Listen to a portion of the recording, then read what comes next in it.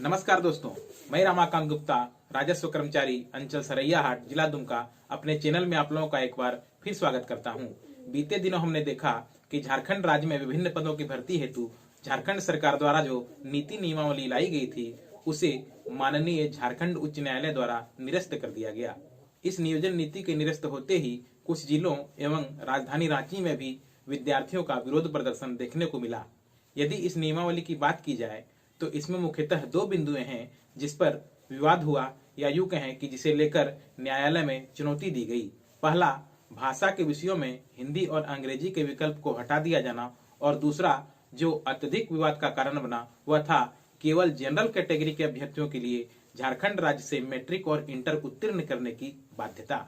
नियमावली निरस्त होने के बाद जहां विद्यार्थियों के द्वारा इसे शीघ्र सही किए जाने की मांग की जा रही है, वहीं इस बात की चर्चाएं भी तेज हो रही हैं कि आखिर इस नियमावली की वैधानिकता को कैसे सुनिश्चित किया जाए।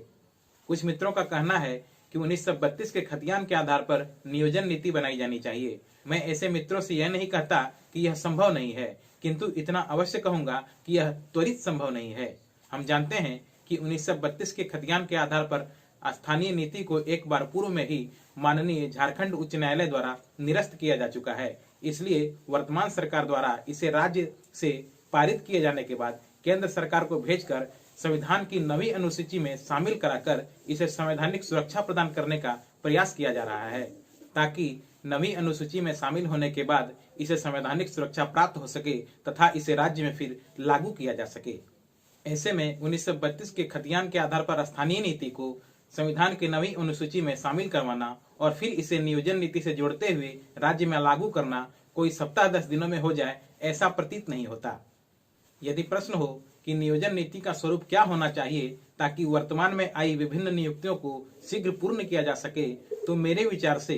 पहला, भाषा के विषयों में हिंदी और अंग्रेजी का विकल्प को डाल दिया जाए, और दूसरा, इस नियमावली में जो उल्लिखित है कि झारखंड राज्य में आरक्षण से आच्छादित अभ्यर्थियों पर झारखंड से मैट्रिक और इंटर करने का शर्त शिथिल रहेगा, इसे विलोपित करते हुए यह अंतः स्थापित कर देना चाहिए कि झारखंड राज्य में वर्तमान स्थानीय नीति 2016 से आच्छादित अभ्यर्थियों पर झारखंड राज्य से मैट्रिक और इंटर करने का शर्त शिथिल रहेगा। यदि इन दो उपबंधों को लाकर सरकार इस नियमावली को संगत स्वरूप प्रदान कर सके तो मेरे ख्याल से लंबित नियुक्तियों को पूरा कर सकता है, और बाद में यदि खतियान आधारित स्थानीय नीति को संवैधानिक सुरक्षा प्राप्त हो जाए तो फिर इसे नियोजन नीति से भी जोड़ा जा सकता है।